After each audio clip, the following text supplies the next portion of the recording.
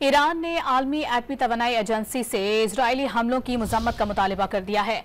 अक़वाम मुत्तहिदा के जौहरी निगरां इदारे IAEA में मुस्तकिल ईरानी मंदूब रजा नजफी ने पुरअमन ईरानी जौहरी तंसीबात पर हालिया हमलों को इजरायली जारहियत करार देते हुए कहा है कि IAEA बोर्ड के हंगामी इजलास में इजराइल का एहतसाब किया जाए। रजा नजफी का कहना था कि ईरान मुतादिद बार बाज़ाब्ता तौर पर खतरात को आलमी तवानाई एजेंसी के इल्म में लाया है।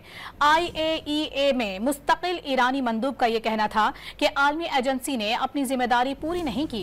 IAEA के बोर्ड को इजरायली जारहियत की सख्त मजम्मत और उसे जवाबदेह ठहराना चाहिए। IAEA के मुताबिक इजरायली हमलों से नितंस एटमी प्लांट पर बिजली के बुनियादी ढांचे को नुकसान पहुंचा। अस्फहान में न्यूक्लियर साइट पर 4 इमारतें तबाह हुई।